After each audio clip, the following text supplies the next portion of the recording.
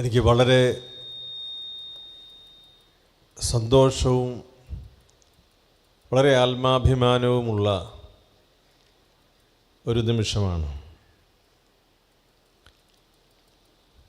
സാധു കൊച്ചുകുഞ്ഞുപദേശി എന്ന ഒരു ജീവിത സാക്ഷ്യം തിരുസഭയ്ക്ക് ആഗമനം നൽകുന്ന ഒരു വലിയ പ്രത്യാശയുടെ, ഇനിയും യേശുവിനെ നോക്കി ജീവിക്കാനുള്ളതിൻ്റെ വലിയ പ്രചോദനമാണ്. മാർത്തോമാ സഭയുടെ ഒരു സുവിശേഷകനായി ജീവിച്ച് കർത്താവിൻ്റെ തിരുഭവനത്തിൽ അബ്രഹാമിൻ്റെയും ഇസഹാക്കിൻ്റെയും യാക്കോബിൻ്റെയും മടിയിൽ വിശ്രമിക്കുന്ന ഈ വലിയ ദൈവഭക്തൻ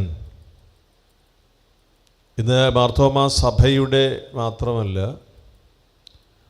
യേശു ക്രിസ്തുവിനെ രക്ഷിതാവും നാഥനും കർത്താവുമായി ഏറ്റുപറയുന്ന എല്ലാവർക്കുമുള്ള പൊതു സമ്പത്താണ്.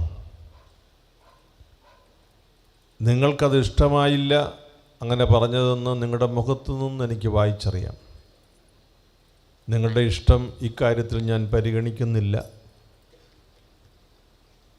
എന്താണ് അങ്ങനെ പറയുന്നതെന്ന് ചോദിച്ചാൽ, ഒരു കത്തോലിക്കനായ എന്നെ സംബന്ധിച്ച് കത്തോലിക്ക സഭയിൽ വിശുദ്ധരുടെ എണ്ണം എടുത്താൽ നിങ്ങൾക്കെല്ലാവർക്കും അറിയാം, അത് വളരെ വലിയ ഒരു സംഖ്യയാണ്. ഓരോ ദേശത്തു നിന്നും ചെറിയ പ്രദേശങ്ങളിൽ നിന്നുമൊക്കെയുള്ള ഇപ്രകാരമുള്ള സാക്ഷ്യമുണ്ട്. സാധു കൊച്ചുകുഞ്ഞുപദേശിയുടെ വർത്തമാനകാലത്തെ ക്രിസ്ത്യാനികൾക്കുള്ള സന്ദേശം എന്താണ്?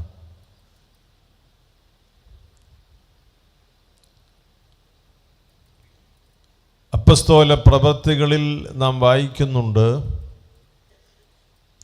രക്ഷിക്കപ്പെട്ടവരുടെ കൂട്ടത്തിലേക്ക് അനുദിനം കർത്താവ് ആളുകളെ ചേർത്തുകൊണ്ടേയിരുന്നു. ഇപ്രകാരം ചേർക്കപ്പെട്ട ആളുകൾക്ക് നേരിടേണ്ടി വന്ന വലിയ പ്രതിസന്ധികളാണ് രക്തസാക്ഷികളുടെ ചരിത്രമായി നാം വായിക്കുന്നത്. ജീവൻ വിലയായി കൊടുക്കേണ്ടി വന്ന അനേകരുടെ ജീവിത ചരിത്രം, രക്തസാക്ഷികളുടെ പട്ടികയിലെ ജീവചരിത്രം അങ്ങനെയാണ്. അതായത്, ജീവിക്കണമോ വേണ്ടയോ? യേശുക്രിസ്തുവിൽ നീ വിശ്വസിക്കുന്നുവോ? അത് മാറ്റി പറയാതെ നിനക്ക് ജീവിക്കാനാവില്ല എന്ന വസ്തുത. അത് ഇന്നും ലോകത്തിൻ്റെ പല സ്ഥലങ്ങളിൽ തുടരുന്ന അനുഭവമുണ്ട്. നേരിട്ട് ഉപേക്ഷിക്കാതെ ജീവിക്കാനാവില്ല എന്നാവർത്തിച്ചു പറയുന്ന ജീവിത സാഹചര്യം.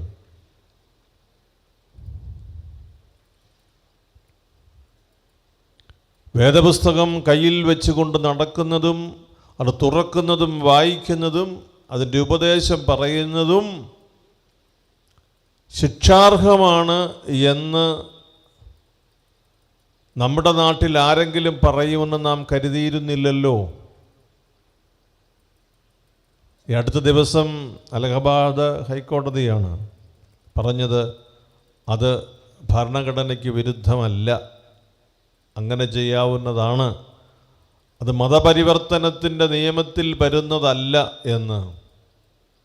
നമുക്കൊരാശ്വാസവാക്കായി നിൽക്കുന്നു. എങ്കിലും അങ്ങനെ ചിന്തിക്കുന്ന ആളുകൾ ലോകത്തിൽ ഉണ്ട് എന്ന് മാത്രമല്ല, നാം ഒരിക്കലും കരുതാത്ത നമ്മുടെ ദേശത്തും അങ്ങനെയുണ്ട് എന്നതാണ് പരമാർത്ഥം. ക്രിസ്ത്യാനിയെ കണ്ടെത്തിയാൽ, പീഡിപ്പിച്ചാൽ, പാരിതോഷികം പ്രഖ്യാപിക്കുന്ന അത്യപൂർവമായ ഒരു പ്രതിഭാസവും നാം നമ്മുടെ ദേശത്ത് കാണുകയും കേൾക്കുകയുമാണ്. രക്തസാക്ഷികളുടെ പട്ടിക, അതിന് മാനങ്ങൾ ഇക്കാലത്ത് ലഭിക്കുകയാണ്. രക്തം ചിന്തുക മാത്രമല്ല, തൻ്റെ ജീവിതത്തിൻ്റെ ഐഡൻറ്റിറ്റി പുനഃപരിശോധിക്കണം എന്ന് ആവശ്യപ്പെടുകയാണ്. ആദിമസഭയിൽ ജീവൻ കൊടുത്ത് യേശു ക്രിസ്തുവിൻ്റെ അനുയായികൾ തങ്ങൾക്ക് ലഭിച്ച ജീവിതത്തിൻ്റെ മഹത്വത്തിൽ അവരെ പ്രവേശിച്ചു. എൻ്റെ പഠന സമയത്ത് ഞാൻ റോമിൽ താമസിക്കുമ്പോൾ ദുഃഖവെള്ളിയാഴ്ചയിൽ റോമിലെ കൊളോസിയം എന്ന് പറയുന്ന ആ പുരാതനമായ ആ ചരിത്ര സ്ഥലമുണ്ട്. ഇവിടെ പരിശുദ്ധ മാർപ്പാപ്പാ തിരുമേനിയുടെ കാർമ്മികത്വത്തിൽ കുരിശിൻ്റെ വഴി നടത്തും ദുഃഖവെള്ളിയാഴ്ച. അതിൽ സംബന്ധിക്കുവാൻ എനിക്ക് ഭാഗ്യമുണ്ടായിട്ടുണ്ട്. ഈ കൊളോസിയം എന്ന സ്ഥലം ആദ്യ ഘട്ടങ്ങളിൽ 1-ാം നൂറ്റാണ്ടിൻ്റെ അവസാന പാദങ്ങളിൽ അവിടുത്തെ ധനികരും പ്രമുഖരും ദേശം വാഴുന്നവരുമെല്ലാം വിനോദത്തിനായി ഉപയോഗിച്ചിരുന്ന സ്ഥലമാണ്.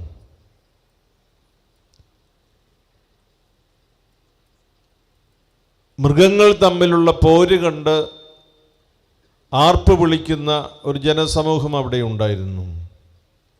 അപ്പോഴാണ് ക്രിസ്ത്യാനികൾ ഒരു പുതിയ കാഴ്ചയെന്നോണം റോമിലെ ഈ കൊളോസിയത്തിലേക്ക് ആനയിക്കപ്പെടുക. നാടുവാഴികൾ പറഞ്ഞു, ഇനിയും മൃഗങ്ങൾ തമ്മിലുള്ള പോരവസാനിപ്പിച്ച് ഈ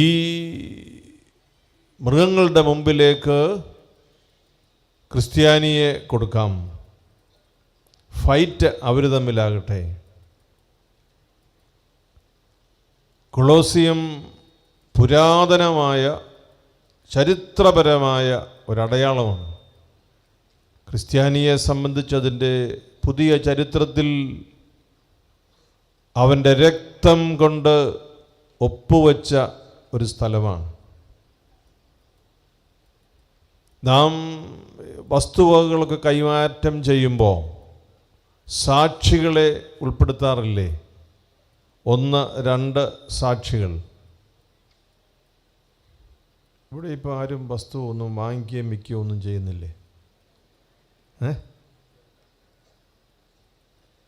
ഇത് രണ്ടും ചെയ്യുന്നുണ്ട്, പക്ഷേ പുറത്ത് വിവരം വിടത്തില്ലെന്നാണ്. അപ്പോൾ സാക്ഷികളുണ്ട്. സാക്ഷികളുടെ ഉദ്ദേശം എന്താ? സാക്ഷികളുടെ ധർമ്മം എന്താ? മേൽപ്പറഞ്ഞ കാര്യം സത്യമാണ് എന്ന് ഒപ്പുവയ്ക്കുക. ക്രൈസ്തവൻ്റെ രക്തം കൊണ്ട് ഒപ്പുവെച്ച ഒരു വിനോദ കേന്ദ്രം, രക്തസാക്ഷികളുടെ മണ്ഡപമായി മാറിയ കൊളോസിയം. ആ കാലഘട്ടം പിന്നിട്ട് നാം വരുമ്പോൾ നമ്മുടെ ഈ വർത്തമാനകാലത്ത് നാം ഇന്ന് നേരിടുന്ന ഒരു പ്രതിസന്ധി അങ്ങനെ ഒരു വിനോദത്തിലേക്ക് നമ്മെ വലിച്ചെറിയുന്നില്ല. പക്ഷേ നിൻ്റെ മനസ്സുകൊണ്ടും ഹൃദയം കൊണ്ടും നീ ദൈവത്തോട് അടുത്ത് നിൽക്കുന്നുണ്ടോ, താല്പര്യമുണ്ടോ എന്ന് ചോദിക്കുകയല്ല, നിന്നെ അകറ്റിക്കളയുവാനുള്ള സർവ്വ സംവിധാനങ്ങളും ഒരുക്കി നിന്നെ നിർബന്ധിക്കുകയാണ്. നിശബ്ദമായ എന്നാൽ ജീവിതം കൊണ്ട് സാക്ഷ്യം നൽകിയ ഒരു അത്ഭുത മനുഷ്യനെക്കുറിച്ചാണ് നാം ഈ ദിവസങ്ങളിലൊക്കെ സംസാരിക്കുക. സാധു കൊച്ചുകുഞ്ഞുപദേശി. അദ്ദേഹത്തിൻ്റെ ജീവചരിത്രമൊന്നും മർത്തോമാ സഭയുടെ മക്കളായ നിങ്ങളോട് ഞാൻ പരിചയപ്പെടുത്തേണ്ടതില്ല. ഞാൻ ഈ അത്ഭുത മനുഷ്യനിൽ കണ്ടെത്തിയ, അല്ലെങ്കിൽ എന്നെ ഈ ദൈവ മനുഷ്യനോട് അല്പം കൂടി ചേർത്ത് നിർത്തുവാനുള്ള പ്രചോദനം എനിക്ക് ലഭിച്ചത് അസാധാരണമായ ഒരു കരുത്ത് ദൈവബന്ധത്തിൽ കണ്ടെത്തിയ ഒരു മനുഷ്യൻ, അസാധാരണമായ ഒരു ബലം, വിട്ടുപിരിയാത്തൊരാത്മബന്ധം പ്രതിസന്ധികൾക്കിടയിലും ഉയർത്തിക്കാട്ടിയ ഒരു മനുഷ്യൻ, നമ്മുടെ ഭാഷ സംസാരിച്ച്, നമ്മുടെ ദേശത്ത് ജനിച്ച്, നമ്മുടെ സഭയിൽ ജീവിച്ച് സ്വർഗം പ്രാപിച്ച ഒരു മനുഷ്യൻ. ഞാൻ അവസാനം പറഞ്ഞതിനെക്കുറിച്ച് നിങ്ങൾക്ക് വേദശാസ്ത്രപരമായ അഭിപ്രായ വ്യത്യാസമുണ്ടെങ്കിൽ അത് നിങ്ങൾ സൂക്ഷിക്കുക. എനിക്കതേക്കുറിച്ച് യാതൊരു സംശയവും. സാധു കൊച്ചുകുഞ്ഞ് ഉപദേശി എവിടെയാണെന്ന് ചോദിച്ചാൽ ഞാൻ പറയും അബ്രഹാമിൻ്റെയും ഇസഹാക്കിൻ്റെയും യാക്കോബിൻ്റെയും മടിയിൽ വിശ്രമിക്കുന്നു എന്ന്.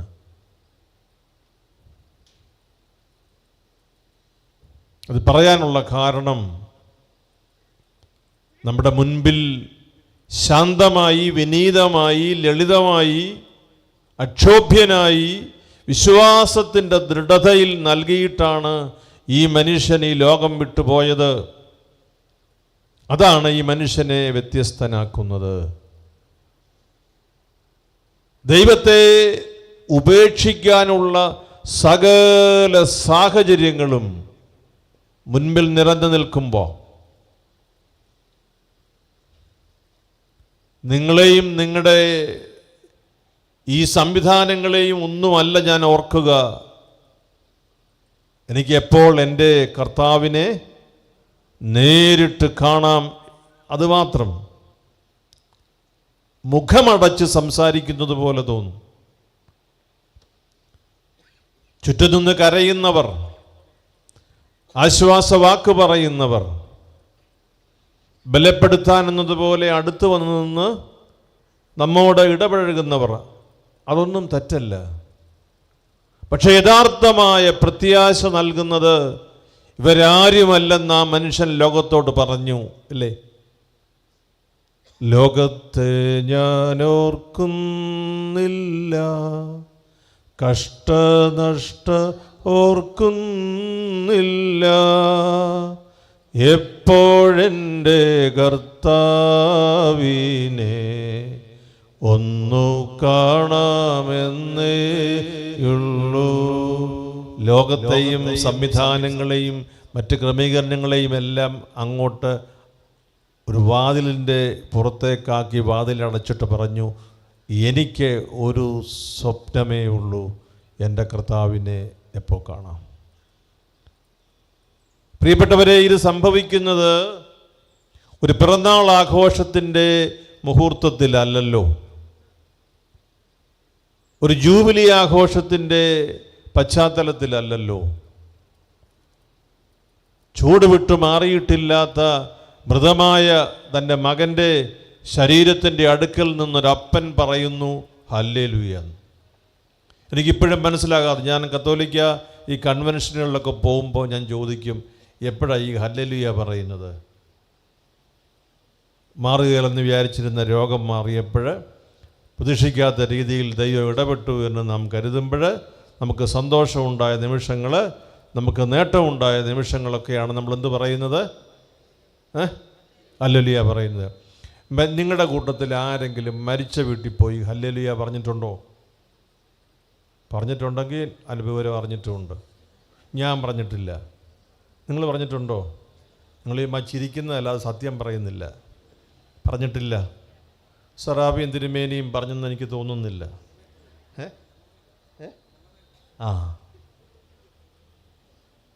ആരും കേൾക്കാതെ കല്ലറയിൽ പോയെങ്ങാനും പറഞ്ഞു കാണും. മരിച്ചു കിടക്കുമ്പം ഹല്ലേലൂയ പറയുന്ന എൻ്റെ പരിചയത്തിലെ ഒറ്റ മർത്തോമക്കാരനെ എനിക്കറിയത്തുള്ളൂ.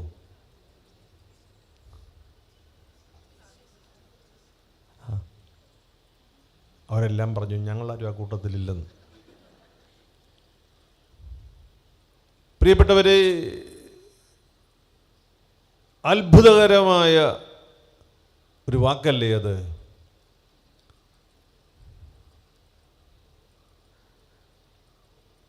ലോകത്തിലെ വലിയ ആധ്യാത്മിക പിതാക്കന്മാരെക്കുറിച്ച് നമ്മൾ കേട്ടിട്ടുണ്ട്. കുരിശിൻ്റെ വിശുദ്ധ യോഹന്നാൻ, ആവിലായിലെ അമ്മ ത്രേസ്യ, ജെറുസലേമിലെ വിശുദ്ധ മാർ കൂറിലോസ്, സത്യവിശ്വാസം നിലനിർത്തിയ മറ്റ് പിതാക്കന്മാർ ഒക്കെ നമ്മൾ പറയാറുണ്ട്. എനിക്കിപ്പോൾ ചെറിയൊരു കൺഫ്യൂഷൻ ആകെ, ഇടയാറന്മുളയിലെ കൊച്ചു കുഞ്ഞു ഉപദേശി എന്ന് പറയണോ, സിയോൻ കുന്നിലെ കൊച്ചു കുഞ്ഞു ഉപദേശി എന്ന് പറയണോ? ഞാനിത് അവസാനത്തെ വിട്ടുപോയാൽ ഞാൻ ഏറ്റവും കൂടുതൽ യാത്ര ചെയ്യുന്ന വഴിയാണിത്. മാർഗതടസ്സം ഉണ്ടാകാതെ നോക്കേണ്ടത് എൻ്റെ ആവശ്യവുമാണ്. പക്ഷേ എനിക്ക് ഇത്രയും പറഞ്ഞാൽ മതിയല്ലോ, സാധു കൊച്ചു കുഞ്ഞു ഉപദേശി. ഈ മനുഷ്യൻ എന്താ ഈ പ്രത്യേകത കാണിച്ചത്? അത്ഭുതകരമായ ഒരു വാക്ക് പറഞ്ഞു.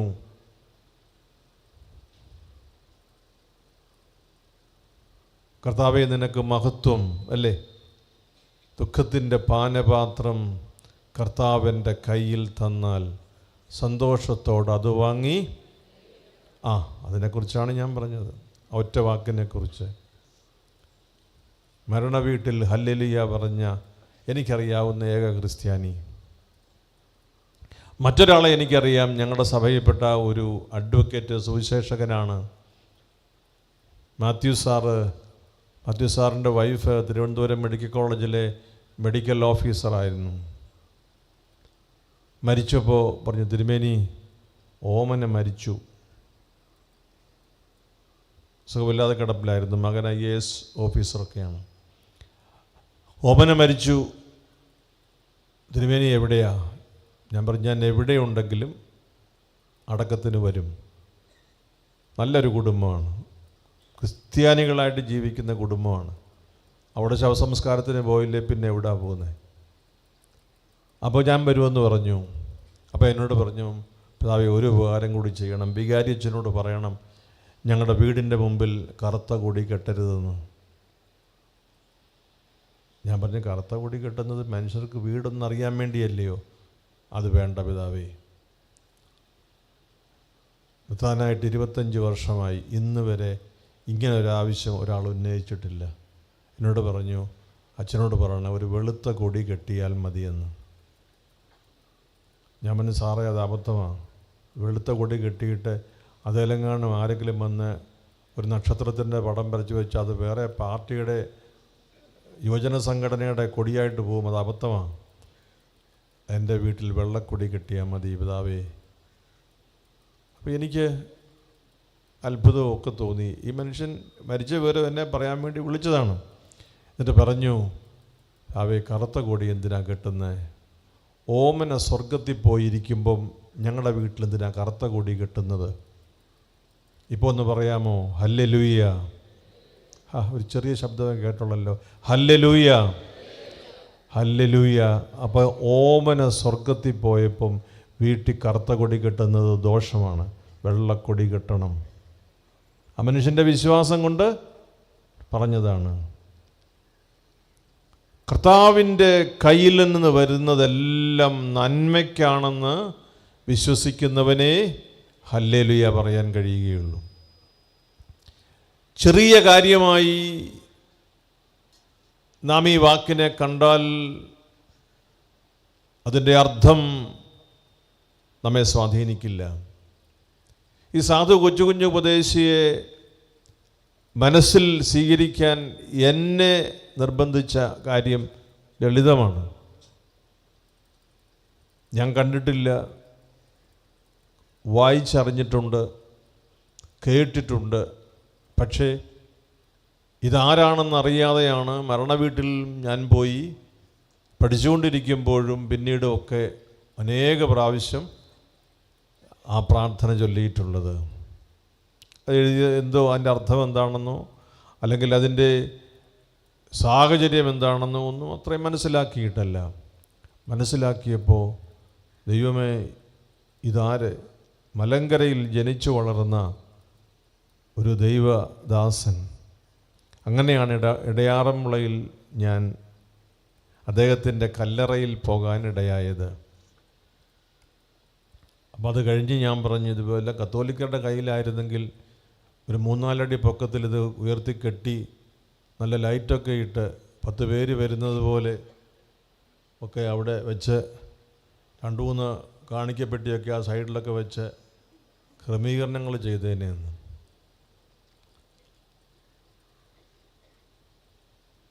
ഈ മനുഷ്യൻ നമുക്ക് നൽകുന്ന ഒരു പ്രത്യാശ എന്താണ്? കത്തോലിക്ക സഭയിൽ ഒരു പ്രത്യാശയുടെ മഹാജൂബിലി ആഘോഷമാണ് 2025.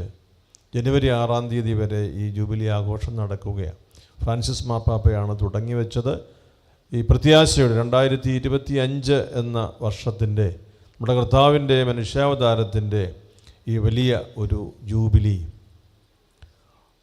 ആശ്വാസഗീതങ്ങൾ എന്നാണ് കൊച്ചുകുഞ്ഞു ഉപദേശിയുടെ പ്രാർത്ഥനയെക്കുറിച്ച് വിശേഷിപ്പിക്കുന്ന പദം, അല്ലേ? ജൂബിലിയുടെ ഈ വർഷത്തിൽ ഞാൻ വിശ്വസിക്കുന്നു ഇത് പ്രത്യാശഗീതങ്ങളാണ്. Can you live as a Christian? നിനക്ക് ക്രിസ്ത്യാനിയായി ജീവിക്കാൻ കഴിയുമോ? നിന്റെ ജീവിതത്തിൻ്റെ സാഹചര്യങ്ങളെല്ലാം പരിശോധിക്കുമ്പോൾ ഏത് പ്രതിസന്ധി ഉണ്ടാകട്ടെ, നിനക്ക് ക്രിസ്ത്യാനിയായി ജീവിക്കാൻ കെൽപ്പുണ്ടോ? Are you capable of leading a life worthy of a Christian? ക്രിസ്ത്യാനി എന്ന നിലയിലുള്ള ആ ഔന്നത്യത്തിൽ നിന്റെ ജീവിതത്തെ കാണാനും മുന്നോട്ട് കൊണ്ടുപോകാനും നിനക്ക് ത്രാണിയുണ്ടോ? ഇതാണ് ചോദ്യം. ചെറിയ പ്രതിസന്ധികൾ വരുമ്പോൾ നമ്മുടെ വിശ്വാസം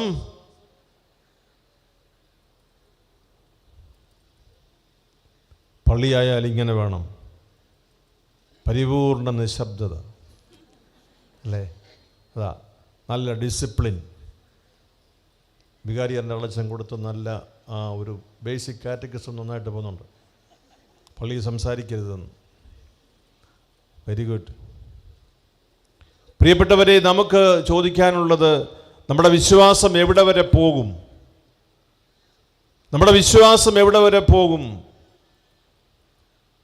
കർത്താവ് അരുളി ചെയ്തു, എൻ്റെ ശരീരം ഭക്ഷിക്കുകയും എൻ്റെ രക്തം പാനം ചെയ്യുകയും ചെയ്യുന്നവൻ എന്നിലും ഞാൻ അവനിലും വസിക്കുന്നു.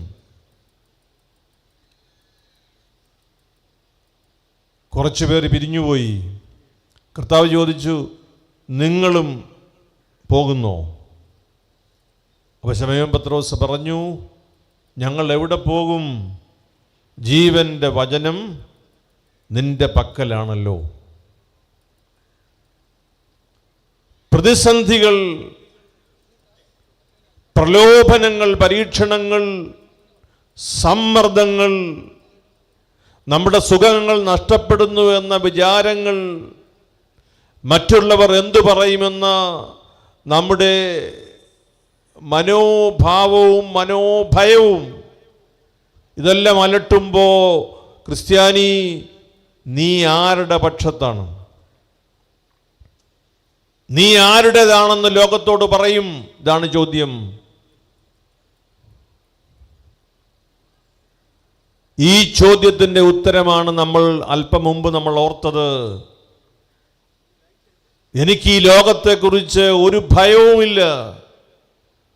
എനിക്ക് ഈ ലോകത്തിലെ കാഴ്ചകളെക്കുറിച്ച് വലിയ സന്തോഷവുമില്ല. എന്നെ സമ്മർദ്ദപ്പെടുത്തുന്നില്ല. എനിക്കൊരൊറ്റ വിചാരമേ ഉള്ളൂ, എനിക്കെൻ്റെ കർത്താവിനെ എപ്പോൾ കാണാം. ഇത്രയും ലളിതമായി മനോഹരമായി ഹൃദയത്തെ സ്പർശിക്കുന്ന ദൈവവചനത്തിൻ്റെ പുനരാവിഷ്കരണം, പ്രിയപ്പെട്ടവരെ, നമ്മുടെ ഭാഷ സംസാരിക്കുന്ന നമ്മുടെ സഭയിലെ ഒരു പ്രേഷിതൻ, ഒരു ദൈവഭക്തൻ, പരിശുദ്ധാത്മാവ് തൊട്ട ഒരു മനുഷ്യൻ ഇങ്ങനെ നമ്മുടെ മധ്യേ എഴുന്നേറ്റ് നിന്ന് പറഞ്ഞപ്പോൾ നാം അതിന് കൊടുക്കുന്ന വില എന്താണെന്ന് നാം ഓരോരുത്തരും ഗൗരവമായി ചിന്തിക്കണം.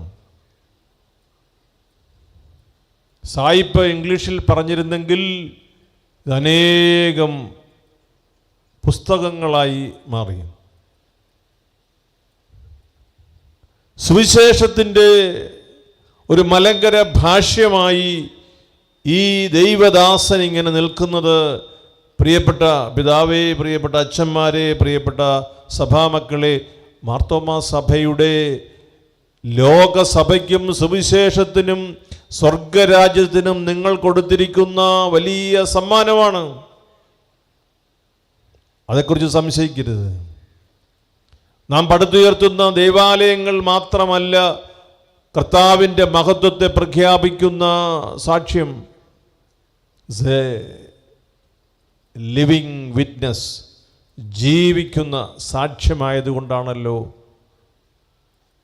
നിങ്ങളുടെ സഭയിലെ, അങ്ങനെ പറയുന്നതിൽ വിഷമിക്കരുത്, ഒരു നിമിഷം ഞാൻ പറയത്തുള്ളൂ, നിങ്ങളുടെ സഭയിലെ ഒരു ക്രിസ്തു ഭക്തനെക്കുറിച്ച് സംസാരിക്കാൻ കത്തോലിക്കനായ എന്നെ വിളിച്ചതിൻ്റെ കാരണമെന്താ? നിങ്ങളുടെ സഭയിൽ ദൈവത്തെക്കുറിച്ച് അറിയാത്തവരില്ലാത്തത് കൊണ്ടാണോ? അറിയുന്നവർ ഇല്ലാത്തത് കൊണ്ടാണോ? ഒന്നും പറയുന്നില്ലല്ലോ. അല്ല, ഇത് ഒരു ഗ്രാമത്തിൻ്റെയോ ഒരു സഭയുടെയോ ഒരു സാക്ഷ്യമല്ല, മലങ്കരയുടെ സുവിശേഷത്തിൻ്റെ ഒരു സാക്ഷ്യമാണെന്ന് പറയാൻ ഞാൻ ഹൃദയപൂർവ്വം ആഗ്രഹിക്കുന്നു. നമ്മുടെ സ്വത്താണ്, നമ്മുടെ സമ്പാദ്യമാണ്, നമുക്ക് കർത്താവിൻ്റെ മുമ്പിൽ തുറന്നു പറയാൻ കഴിയുന്ന ഒരു നാമമാണ്, നമുക്കൊരു വലിയ പ്രചോദനമാണ്.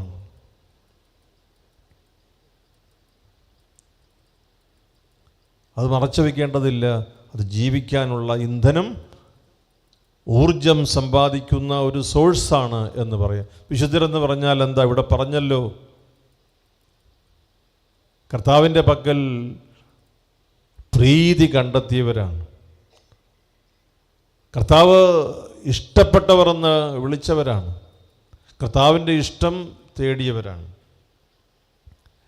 ഈ വിശ്വാസത്തെ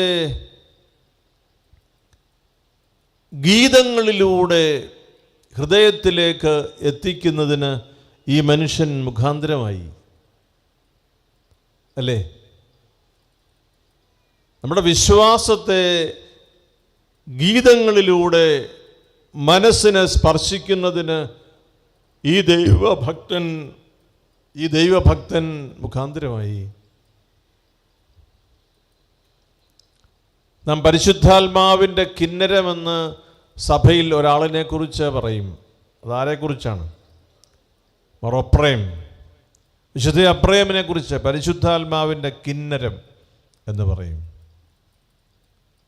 സുവിശേഷത്തിൻ്റെ മലങ്കരയിലെ ഒരു കിന്നരമായി സാധു കൊച്ചുകുഞ്ചുപദേശി നമ്മുടെ മുമ്പിൽ നിൽക്കുകയാണ്.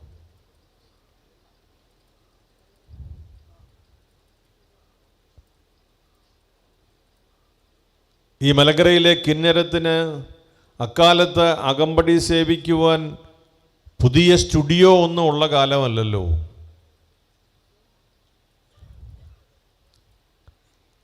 അക്കമ്പനി ചെയ്യാൻ കൊയറില്ല, അല്ലേ? ഇപ്പോൾ ഒരു യെസ് എന്നോ നോയോ എന്നോ പറയണമെങ്കിൽ പോലും കീബോർഡ് ഓൺ അല്ലെങ്കിൽ നടക്കുകയില്ല. ക്രിസ്തീയ പ്രമാണവും തിരുസഭയുടെ നിബന്ധനകളും അനുസരിച്ച് വിവാഹം ചെയ്യാൻ നിനക്ക് സമ്മതമാണോ എന്ന് ചോദിക്കുമ്പോൾ സമ്മതമാണെന്ന് പറയണമെങ്കിലും മറ്റോൻ അത് ഓൺ ചെയ്യണം. ഹൃദയം ഇട്ട് കൊടുത്തെങ്കിലേ യേസ് നോന്ന് കേൾക്കാതിരിക്കട്ടെ. ഹൃദയമില്ലെങ്കിൽ ഉത്തരമില്ല. ഈ വലത്ത് വയസ്സിരിക്കുന്നവരൊക്കെ എൻ്റെ ശത്രുക്കളായിട്ട് മാറുമെന്ന് തോന്നുന്നു. നിങ്ങളെക്കുറിച്ചല്ല പറയുന്നത്, ഞാൻ എൻ്റെ സഭയിലേക്കുള്ളവരെ കുറിച്ചാണ് പറഞ്ഞത്. ഞാൻ പറഞ്ഞത് മനസ്സിലായില്ലേ? അപ്പോൾ ഈ നമ്മൾ കേൾക്കുന്ന പുതിയ ഗാനങ്ങളുടെ ഇമ്പമേറിയ അവതരണത്തിനപ്പുറത്ത് നിൻ്റെ ഹൃദയത്തെ സ്പർശിക്കുന്ന ചില സൂചനകൾ തരുന്നതല്ലേ രൂപാന്തരീകരണത്തിൻ്റെ സംഗീതം? പാട്ട് നമ്മളെ എപ്പോഴാണ് സ്വാധീനിക്കുക? അത് ശബ്ദകോലാഹലത്തിലൊന്നുമല്ല. പാട്ട് എപ്പോഴാണ് സ്വാധീനിക്കുക? ഇത് എന്നോടെന്തോ പറയുന്നുണ്ട്, അല്ലേ? അങ്ങനെ കരുതുമ്പോൾ എന്നോട് എന്തോ, ചിലർ പറയും എന്നോടെന്തോ കുത്തി പറയുന്നുണ്ട്, അതെന്നെ മാത്രം ഉദ്ദേശിച്ച് പറയുന്നതാണെന്ന് കൂടി വന്നാൽ കൃത്യമായി. എന്നോടെന്തോ ഈ പാട്ടിന് പങ്കുവയ്ക്കാനുണ്ട്. എനിക്ക് നിങ്ങൾക്ക് ഒരു ഹോംവർക്ക് തന്നിട്ട് പോകണമെന്നുണ്ട്. ഈ പരിശുദ്ധാത്മാവിൻ്റെ കിന്നരം, മലങ്കരയുടെ സുവിശേഷത്തിൻ്റെ കിന്നരം എന്നൊക്കെ പറഞ്ഞപ്പോൾ ഇതിനെ കണ്ണടച്ച് അല്പസമയം പ്രാർത്ഥിച്ച് ധ്യാനിച്ചതിന് ശേഷം ഈ കൊച്ചു ഉപദേശിയുടെ പ്രാർത്ഥനാ ഗീതങ്ങൾ നമ്മൾ തനിയെ ഒന്ന് ചൊല്ലണം. ഉള്ളിലേക്ക് പരിശുദ്ധാത്മാവ് അവിടുത്തെ കൃപയെ ഇറക്കി നമ്മെ അഭിഷേകം ചെയ്യും, ഒരു സംശയവുമില്ല. അപ്പോൾ ഇന്നത്തെ നമ്മളുടെ ഈ ക്രിസ്തീയമായ വിശ്വാസത്തെ, ഹൃദയത്തെ സ്പർശിക്കുന്നതിന് സ്വർഗം ഉപയോഗിച്ച മലങ്കരയിലെ ഒരു സുവിശേഷ കിന്നരമായി നിൽക്കുന്നു.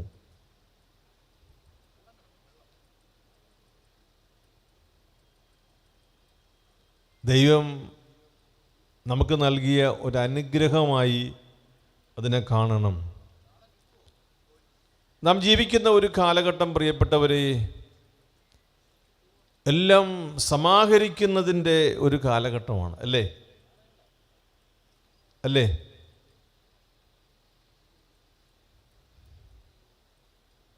സമാഹരിച്ചു വയ്ക്കുന്നതിൻ്റെ ഒരു കാലഘട്ടമാണ്. കൊടുത്താൽ വീണ്ടും വീണ്ടും വീണ്ടും ചോദിക്കുന്ന കാലം.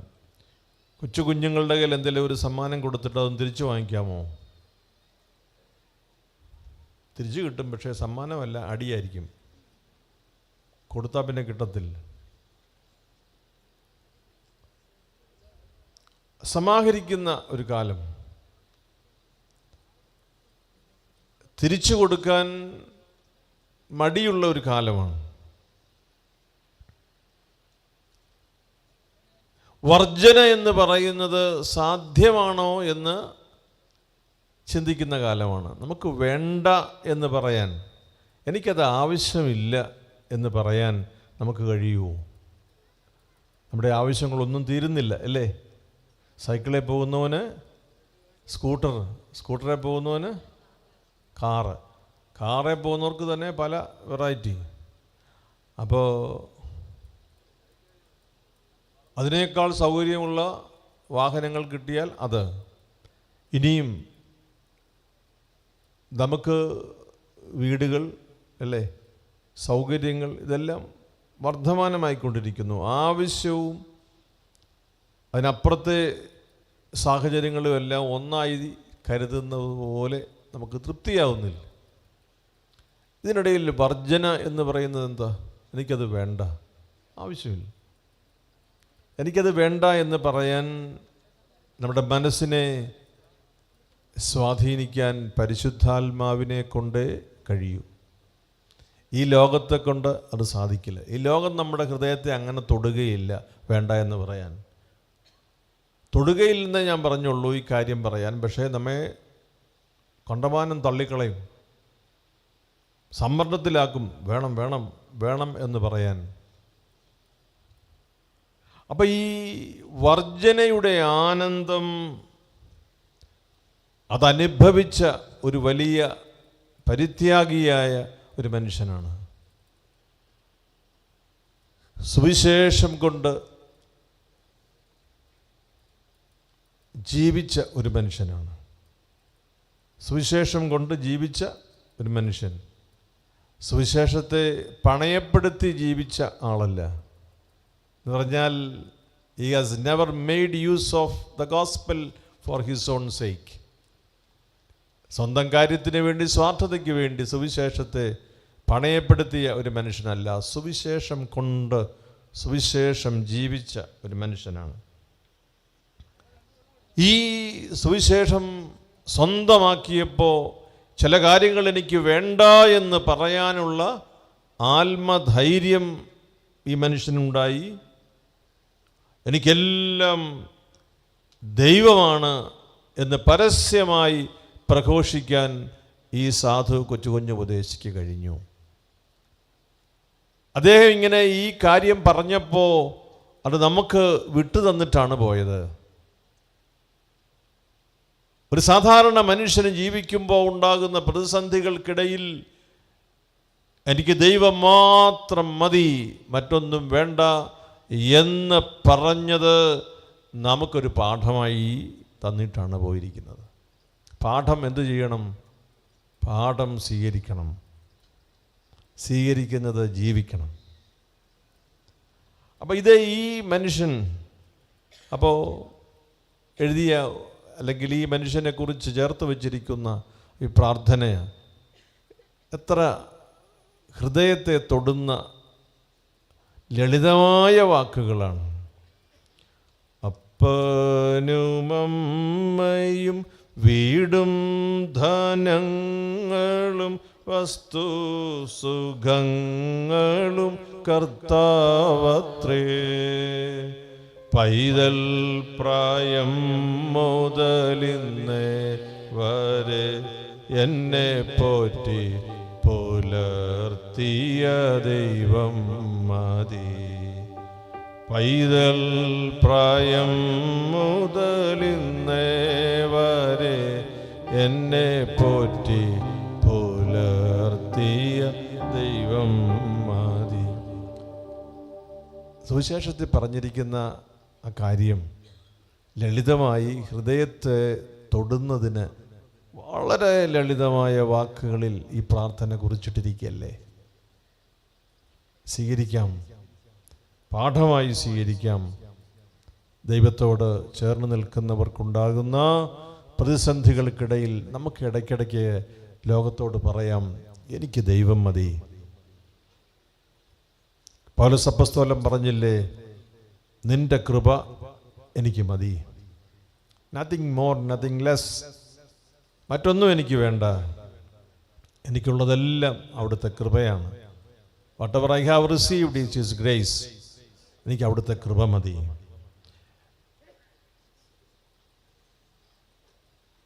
ചെറുപ്രായത്തിലെ മാതാപിതാക്കളുടെ സംരക്ഷണത്തിന് പഠനമൊക്കെ നിർത്തി രോഗിയായ മാതാപിതാക്കളെ പരിചരിക്കുന്നതിൽ ശ്രദ്ധയുള്ളവനായി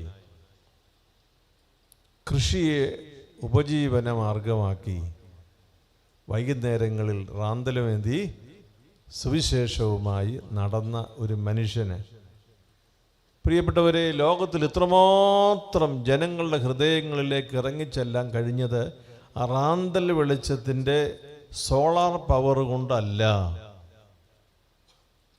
ആണോ? സംശയമുണ്ടെന്ന് തോന്നുന്നു. അല്ല. റാന്തൽ എന്ന് പറയുമ്പോൾ തന്നെ നമുക്കറിയാം, ഒരു ചെറുവെട്ടം അല്ലേ, മിന്നാമിനുങ്ങിൻ്റെ വെട്ടം, ചിരാതിലെ വെളിച്ചം, അത്രയേ ഉള്ളൂ. നമുക്ക് വെട്ടം കാണുന്നതിനേക്കാൾ മറ്റാരും വന്ന് നമ്മെ ഇടിക്കാതിരിക്കാൻ വേണേൽ ഉപയോഗിക്കാവുന്നതേ ഉള്ളൂ. ആരോ നടന്നു വരുന്നെന്ന് മറ്റുള്ളവർക്ക് കാണാൻ വേണ്ടിയുള്ള വെട്ടമേ ഉള്ളൂ. ഇതൊരു വിളക്കായി നിന്നു. കർത്താവ് പറഞ്ഞു, ഞാൻ ലോകത്തിൻ്റെ പ്രകാശമാകുന്നു, എന്നിൽ വ്യാപരിക്കുന്നവൻ അന്ധകാരത്തിൽ നടക്കുന്നില്ല. അതേ കർത്താവ് തന്നെ പറഞ്ഞു, you are the light of the world. നിങ്ങൾ ലോകത്തിൻ്റെ പ്രകാശമാണ്. നമ്മളത് വിശ്വസിക്കുന്നു. വിശ്വസിക്കുന്നുണ്ടോ? ഉണ്ട്. കർത്താവ് പറഞ്ഞത് നിങ്ങൾ ലോകത്തിൻ്റെ പ്രകാശമാണെന്ന്. നമ്മൾ കർത്താവ് അങ്ങനെ കള്ളം പറഞ്ഞതായി ഇതുവരെ ആരും പറഞ്ഞിട്ടില്ല.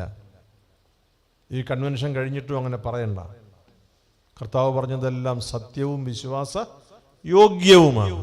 കർത്താവ് നമ്മെ നോക്കി പറഞ്ഞു, you are the light of the world. ഞാൻ ശാരീരികമായി നിങ്ങളിൽ നിന്ന് ഇപ്പോൾ അപ്രത്യക്ഷനാകും. You should remain here in this world. നിങ്ങൾ ലോകത്തിലാണെങ്കിലും ലോകത്തിൻ്റേത് അല്ല. നിങ്ങൾ ലോകത്തിലാണെങ്കിലും ലോകത്തിൻ്റെതല്ല. വളരെ വ്യക്തമല്ലേ? You are in the world but you don't belong to the world. ഈ വെളിച്ചവുമായി ഈ മനുഷ്യൻ നൽകിയത് കൃഷിക്കാരൻ എന്നൊക്കെ പറയുമ്പോൾ തന്നെ പിന്നെങ്ങനെ രക്ഷപ്പെടുമെന്ന് കരുതുന്ന ഒരു നാളാണ് നമ്മുടേത്. സാഹചര്യങ്ങൾ അങ്ങനെ പറയാൻ നമ്മെ പ്രേരിപ്പിക്കുന്നു എന്നുള്ളത് വാസ്തവമാണ്.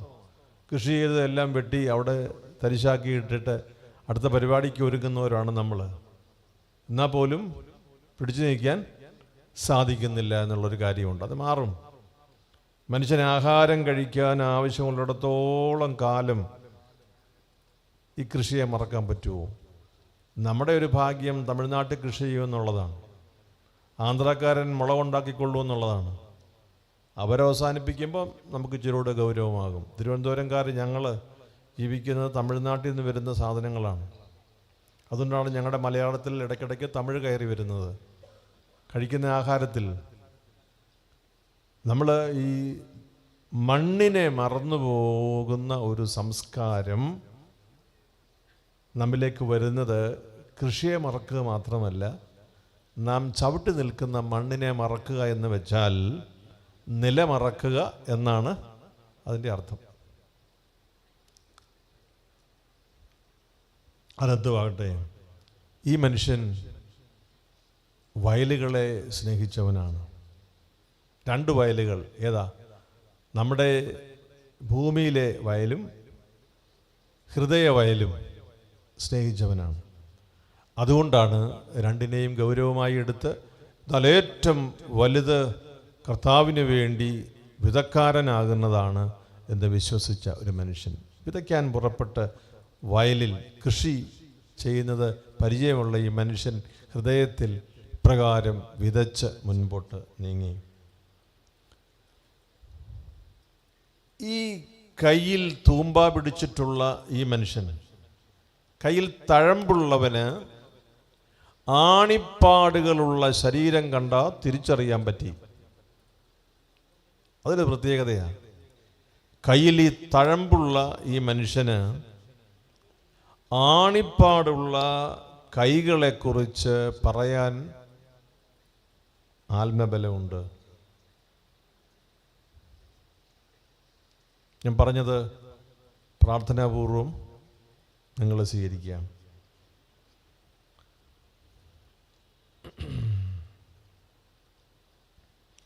നിങ്ങളോട് ഞാൻ ഈ സാധു കൊച്ചുകുഞ്ഞ് ഉപദേശത്തെക്കുറിച്ച് പ്രാർത്ഥിക്കുകയും ധ്യാനിക്കുകയും വിചാരിക്കുകയും ചെയ്യുന്ന, ഞാൻ യാത്ര ചെയ്യുമ്പോൾ ഏറ്റവും കൂടുതൽ പ്രാവശ്യം കേൾക്കുന്ന പ്രാർത്ഥനാ ഗീതം ഈ ദൈവഭക്തൻ്റെതാണ്. അങ്ങനെ ഇരിക്കുമ്പോൾ ഞാൻ എൻ്റെ സാരഥിയോട് പറയും, എടാ നീ മറ്റേ പാട്ടൊന്നിട്ടേ. അവൻ ആ പാട്ടിടും. അത് വലിയ ആശ്വാസം നൽകുന്ന ഒരനുഭവമാണ്. അത് വെറുതെ ഒരു പാട്ട് കേൾക്കാൻ ആണെന്ന് കരുതണ്ട. നമ്മുടെ മനസ്സിനെ സ്വാധീനിക്കുന്ന, മനസ്സിനെ രൂപപ്പെടുത്തുന്ന, മനസ്സിനെ തൊടുന്ന എത്രയോ വിഷയങ്ങൾ ഓരോ ദിവസവും നമ്മൾ കടന്നു പോകും. അപ്പോൾ എൻ്റെ ദൈവമേ, ഇങ്ങനെ ഒരു സാഹചര്യത്തിൽ ഈ മനുഷ്യൻ ഹല്ലേലൂയ പറഞ്ഞ ഒരു സംഭവം ഉണ്ടല്ലോ, അതിനേക്കാൾ കൂടുതലൊന്നും അല്ലല്ലോ ഇത്. നമ്മൾ പറഞ്ഞത് മനസ്സിലാകാത്തവരേതോ പറഞ്ഞു, തെറ്റിദ്ധരിച്ച് പറഞ്ഞു. ഇനി നന്നായിട്ട് മനസ്സിലായിട്ടും അവൻ അങ്ങനെ പറഞ്ഞല്ലോ. ഇതൊക്കെയാണല്ലോ നമ്മളുടെ വിഷമങ്ങളുടെ അടിസ്ഥാന കാരണം. അപ്പോൾ ഈ മനുഷ്യൻ ഹല്ലേലൂയ പറഞ്ഞത് ഓർക്കുമ്പോൾ ദാറ്റ് ഈസ് നത്തിങ്. നമ്മൾ വിചാരിക്കുന്ന ആ ക്ലേശമൊന്നും ഒരു പ്രധാനപ്പെട്ട ക്ലേശമല്ലെന്ന് പറയാൻ നമുക്ക് മനസ്സിനെ ബലപ്പെടുത്തുന്നതാണ്. പിന്നെ എനിക്ക് ദൈവം മതി. എൻ്റെ പൈതൽ പ്രായം മുതൽ, അല്ലേ, അമ്മയുടെ ഉദരത്തിൽ ശിശുവായിരിക്കുന്നതിന് മുൻപ് അറിയുന്ന എൻ്റെ ദൈവം ഉണ്ടല്ലോ, ഇനി എന്നെ കൂടെ ഇരുത്തുന്ന ഒരു ദൈവമല്ലേ, എനിക്ക് വേണ്ടി മരിച്ച ദൈവമല്ലേ, എന്നെ ചേർത്ത് പിടിക്കുന്ന ദൈവം, ആ ദൈവം മതി എനിക്ക്. ഈ ദൈവത്തെ കാണുന്നതിന് മുൻപ് ഞാൻ ആരെയും കണ്ടിട്ടില്ല. ഈ ഏറ്റവും ഒടുവിൽ നിത്യമായി കാണാൻ പോകുന്നത് ഈ ദൈവത്തെയാണ്. ഇടക്കാഴ്ചകൾ ആകർഷണീയത തോന്നിയെങ്കിലും എനിക്ക് വേണ്ടി ചോര ചിന്തിയവനും കയ്യിൽ ആണിപ്പാടിൻ്റെ പഴുതുള്ളവനും എനിക്ക് വേണ്ടി പിതാവിൻ്റെ പക്കൽ ന്യായവാദം നടത്തുന്നവനും കർത്താവായ യേശു ക്രിസ്തു എൻ്റെ രക്ഷകൻ, ദൈവം അയച്ച അവിടുത്തെ പുത്രൻ എൻ്റെ കൂടെയുള്ളപ്പോൾ എനിക്ക് ഭയപ്പെടാൻ ഒന്നുമില്ല. ഇത് വീണ്ടും ഓർക്കാൻ പ്രിയപ്പെട്ടവരെ, നമ്മുടെ ഈ സാധു കൊച്ചുകുഞ്ഞുപദേശിയുടെ സ്മരണയിലെ ഈ കൺവെൻഷൻ ഇങ്ങനെ സഹായിച്ചു എന്നുള്ളത് വലിയ സന്തോഷത്തോടെ ഓർക്കുന്നു. ഓരോ സന്ദർഭത്തിലെയും ഓരോ സ്ഥലത്തെ എനിക്ക് ഇടപെടാൻ കഴിയുന്ന കാര്യത്തെക്കുറിച്ച് ഞാൻ ഓർക്കാറുണ്ട്. ഇതെല്ലാം ദൈവപരിപാലനയുടെ ഭാഗമാണ്. ഞാൻ ഈ വഴി യാത്ര ചെയ്യും. ഇന്നലെ രാത്രിയിലും ഇതിലെ തിരുവനന്തപുരത്തേക്ക് പോയതാണ്. പല പ്രാവശ്യം ഞാൻ ഈ കുന്ന് കണ്ടിട്ടുണ്ട്, സിയോൻ കുന്ന്. അപ്പോൾ എനിക്ക് വലിയ സന്തോഷം, ഇങ്ങനെ ഒരു ഭാഗ്യപ്പെട്ട മനുഷ്യൻ്റെ അത്ഭുതകരമായ ഒരിടപെടൽ ഈ കുന്നിലുണ്ട്. ആ കുന്നിൽ നിന്ന് സുവിശേഷത്തിൻ്റെ ഒരു വാക്ക് നിങ്ങളോട് ചേർന്ന് നിന്ന് ഓർക്കുന്നതിനും പ്രാർത്ഥിക്കുന്നതിനും ഇന്ന് അഭിനന്ദനായ സറാഫേൻ തിരുമേനിയുടെ വലിയ സ്നേഹത്തിൽ എനിക്ക് ലഭിച്ചു എന്നുള്ളതിൽ ഞാൻ എൻ്റെ നന്ദി അറിയിക്കുന്നു. നിങ്ങളോട് ഒരു കാര്യം കൂടി പറഞ്ഞ് ഞാൻ അവസാനിപ്പിക്കാം. മാർത്തോമാ സഭയുടെ ഒരു പരിപാടിയിലോ ശുശ്രൂഷയിലോ ഞാൻ സംബന്ധിക്കാനിടയാകുമ്പോൾ I never felt that I am a guest. ഞാനൊരു വിരുന്നുകാരനായി വന്നിരിക്കുന്നു എന്ന് ഒരിക്കലും ഞാൻ ചിന്തിക്കാറില്ല. എനിക്കായി കരുതി വച്ചേക്കുന്നതൊക്കെ അവിടെ വച്ചേക്കണം, അതൊന്നും എടുത്ത് കളയരുത്. ഞാൻ ഇങ്ങനെ പറഞ്ഞതുകൊണ്ട് I never felt that I am uninvited guest. ഞാൻ സന്തോഷത്തോടെ പറയാം, മാരാമം കൺവെൻഷനിലെ 10,000 വന്നിരിക്കുമ്പോഴും അവിടെ പിതാക്കന്മാരോട് ചേർന്ന് അവിടെ ഇന്ത്യയിൽ ഞാനുണ്ടെങ്കിൽ തീർച്ചയായും മാരാമൺ കൺവെൻഷനിലെ ഒരു ദിവസം ഞാനവിടെ പോവും. ഞാൻ പറഞ്ഞിട്ടുണ്ട്, എന്നെ ക്ഷണിക്കേണ്ട, വെറുതെ ഒരു കത്ത് 15 രൂപയും കളയണ്ട, ഞാനവിടെ ഉണ്ടെങ്കിൽ വരും എന്ന്. ഞാനത് പറഞ്ഞതിൻ്റെ ഒരു കാര്യം, അത്ര ഒരു സുവിശേഷമാണ് നമ്മെ ചേർത്ത് നിർത്തുന്നത്, സുവിശേഷമാണ് നമ്മെ അടുപ്പിച്ച് നിർത്തുന്നത്.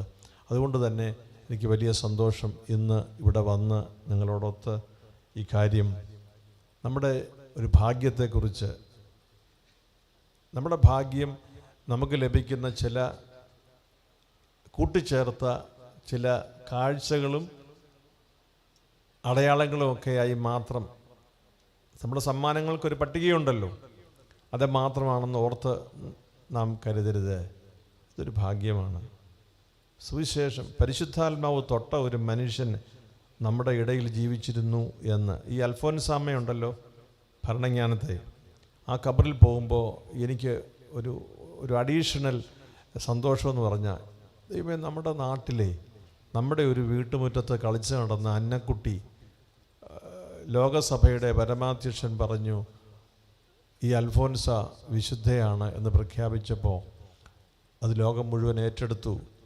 സെയിൻറ്റ് അൽഫോൻസാവോ ഭരണങ്ങാനം. ഈ അന്നക്കുട്ടി വീട്ടുമുറ്റത്ത് കളിച്ച് നടന്ന് മലയാളം പറഞ്ഞ് നടന്ന അന്നക്കുട്ടിയാണല്ലോ എന്നതാണ് ആ ഖബറിൽ മുട്ടുകുത്തുമ്പോൾ പലപ്പോഴും എൻ്റെ മനസ്സിൽ വന്ന, ജീവിതത്തിൻ്റെ കഷ്ടപ്പാടൊക്കെ അറിഞ്ഞിട്ടുള്ള ഒരു സന്യാസിനി. 10 വർഷമേ മഠത്തിൽ സന്യാസിനിയായിട്ട് ജീവിച്ചുള്ളൂ. രോഗം വന്ന് മരിച്ചു. സാധു കൊച്ചുകുഞ്ഞു ഉപദേശിച്ച് നമ്മുടെ നാട്ടിൽ സാധാരണ മനുഷ്യൻ, കൃഷിക്കാരൻ, സാധാരണ വസ്ത്രം, സാധാരണ ഭക്ഷണം, എന്നാൽ ജീവിതത്തിൽ നേരിട്ടിട്ടുള്ള പ്രതിസന്ധികൾ സാധാരണക്കാരിൽ നിന്ന് വ്യത്യസ്തം. അവിടെ സുവിശേഷത്തെ ഇങ്ങനെ, എനിക്ക് ആ ഫോട്ടോ വലിയ ഇഷ്ടമാണ്. അദ്ദേഹത്തിൻ്റെ ഫോട്ടോയിൽ സുവിശേഷം ഇങ്ങനെ പിടിച്ചിരിക്കുന്ന ഒരു ഫോട്ടോയുണ്ട്, അതാണ് അദ്ദേഹത്തിൻ്റെ ഹോൾമാർക്ക്. അപ്പോൾ അതുകൊണ്ട് ഈ മനുഷ്യനെക്കുറിച്ച് ഓർക്കാൻ, നിങ്ങളോട് ചേർന്ന് പ്രാർത്ഥിക്കാനൊക്കെ ഇടയായതിൽ സന്തോഷം. എനിക്ക് വേണ്ടി പ്രാർത്ഥിക്കണം. എൻ്റെ ശുശ്രൂഷകൾക്ക് വേണ്ടി ദൈവത്തോട് നിങ്ങൾ അപേക്ഷിക്കണം. ഇത്രയും മർത്തോമക്കാർ കൂടി എനിക്ക് വേണ്ടി പ്രാർത്ഥിച്ചാൽ സ്വർഗത്തിൻ്റെ വാതിൽക്ക് വരെ എത്താൻ എനിക്ക് കഴിയും. ബാക്കി അവിടെ നിന്ന് നിശ്ചയിക്കട്ടെ. ബാക്കി സറാഫേൻ തിരുമേനി എനിക്ക് വിട്ടുകൊടുത്തിരിക്കുകയാണ്. അദ്ദേഹവും എനിക്ക് വേണ്ടി കുറച്ച് കഷ്ടപ്പെടട്ടെ, ഞങ്ങൾ നാട്ടുകാരാണല്ലോ. മുട്ടുകുത്തി പ്രാർത്ഥിക്കട്ടെ. സന്യാസിക്ക് വേറെ എന്തോ പണി? അവിടുത്തെ എനിക്ക് വേണ്ടി പ്രാർത്ഥിക്കണം. നിങ്ങൾ ഭാഗ്യമുള്ളവരെന്ന് പറയുമ്പോൾ ഞാൻ ഈ പിതാവിനെ ഭാഗ്യത്തിൽപ്പെടുത്തുന്ന ഒരാളാണ്. നമ്മുടെ കഴിവ്, നമ്മുടെ പ്രാപ്തി, നമ്മുടെ യോഗ്യത എന്ന് പറയുന്നത് മനുഷ്യനെ കണ്ടാൽ മനുഷ്യനാണെന്ന് തിരിച്ചറിയാൻ കഴിയുന്നതാണ് അതാണ് ഭാഗ്യം, അതാണ് മനുഷ്യൻ. പിതാവിന് ആ ഒരു കഴിവ് ഇന്ന് രാവിലെ വരെ ഉണ്ട്. അങ്ങോട്ട് തുടർന്നും അതിൻ്റെ പൂർണ്ണതയിലേക്ക് വരട്ടെ എന്ന് ഞാൻ പ്രാർത്ഥിക്കുന്നു. നമുക്ക് ദൈവം നമുക്ക് നൽകിയ അനുഗ്രഹങ്ങൾക്കായി നന്ദി പറയാം. അപ്പോൾ നമുക്ക് ഒരുമിച്ച് നമുക്ക് നമ്മുടെ ജീവിതത്തിൻ്റെ ഈ ഒരു ഭാഗ്യത്തെക്കുറിച്ച് ഓർത്ത് പ്രാർത്ഥിച്ച് അവസാനിപ്പിക്കാം. ഞാനീ പ്രാർത്ഥിക്കുന്ന ഭാഗം നമ്മുടെ ഉപദേശിയോട് ചേർന്നാണ്. കഷ്ടവും ബുദ്ധിമുട്ടും നഷ്ടവും ഒക്കെ ഏറി വരുമ്പോൾ നമുക്ക് എന്ത് സംഭവിക്കും? കർത്താവ് എവിടെ നിൽക്കും? നമ്മൾ കർത്താവിൻ്റെ അടുത്താണോ അകലെയാണോ? ഇത് ഓർക്കാൻ ഒരു നിമിഷം നമുക്ക് ഒരുമിച്ച് പ്രാർത്ഥിക്കാം. കഷ്ടനഷ്ടമേറി വന്നാൽ ഭാഗ്യവാനായി തീരുന്നു ഞാൻ. കഷ്ടനഷ്ടം ഭാഗ്യവാനായി തീരുന്നു ഞാൻ. കഷ്ടമേറ്റ കർത്താവോട് കൂട്ടാളിയായി തീരുന്നു ഞാൻ. കഷ്ടമേറ്റ കർത്താവോട് കൂട്ടാളിയായി തീരുന്നു ഞാൻ. ദൈവത്തിൻ്റെ നാമത്തിന് മഹത്വം ഉണ്ടായിരിക്കട്ടെ. ആമേൻ.